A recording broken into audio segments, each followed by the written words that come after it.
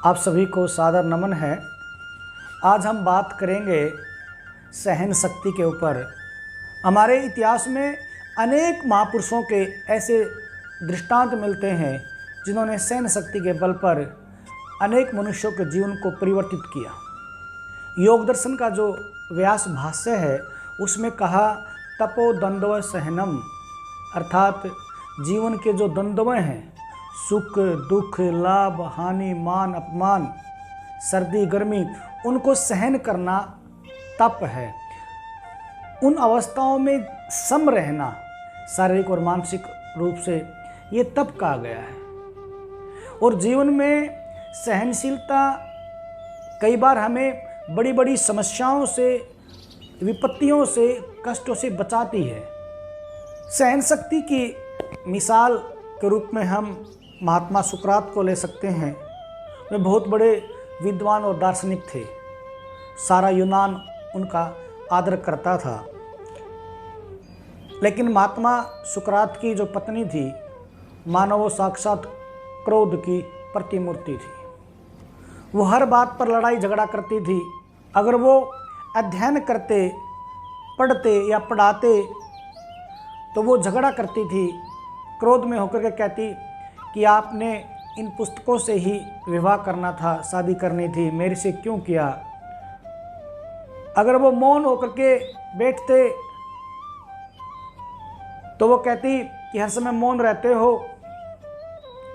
हर समय वो झगड़ा करती थी, लड़ती थी, झगड़ती थी। एक बार महात्मा सुकरात अपने कुछ शिष्यों और भक्त जनों के साथ घर पर आते हैं और उनकी पत्नी आते ही शुरू हो जाती है लड़ने के लिए।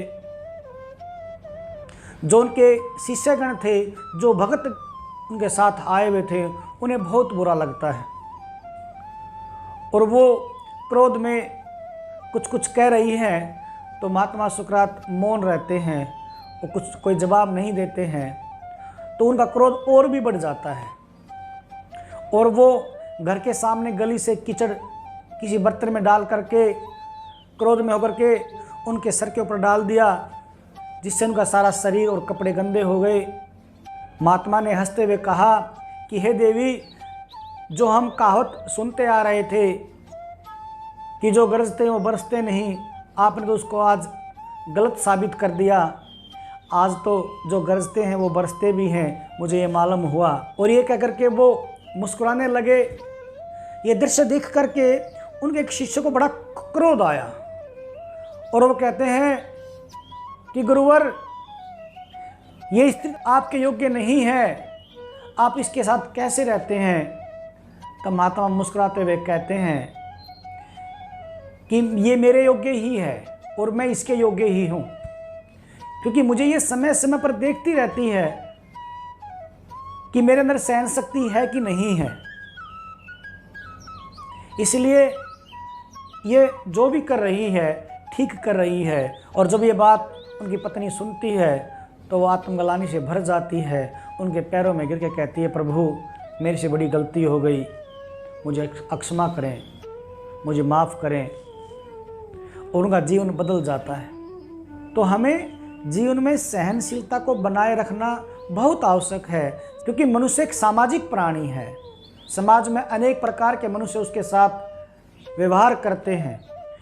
तो जो युवा है, विद्यार्थी हैं, बड़े हैं, प्रत्येक को अपने जीवन में सहनशीलता को स्थान देना चाहिए। कई बार हमारा जो व्यवहार होता है, हमारी जो बातें होती हैं, वो अगले से ज़्यादा हमारी शांति को भंग ज़्यादा करती हैं। कि हमने छोटी सी बात को इतना बड़ा बना दिया और उसका दुष्परिणाम ये हुआ कि हमने अपनी ही शांति को भंग कर लिया। हम सुबह उठे प्रातःकाल ब्रह्म मुहूर्त में हम परमात्मा का चिंतन मनन जब करते हैं तो वो बात सामने आगे खड़ी हो जाती है और शांति को भंग कर देती हैं। तो उस दृष्टि से मैं ये कह रहा हूँ कि हमें बहुत सोच समझ करके किसी बात को कहना चाहिए, खास करके क्रोध के समय और बहुत ज़्यादा खुशी के समय हमें अपनी ऐसे ही जोश में आकर के या होश को खो करके हमें उस बात को नहीं कहना चाहिए। और जिनमें ऐसी परिस्थिति आ जाए तो वहाँ पर हमें सहनशीलता भी दिखानी ज़रूरी है। तो प्रभु आप सबका कल्याण करें, आप सब उन्नति के पथ पर अग्रसर हों, यही मेरी शुभकामनाएं हैं।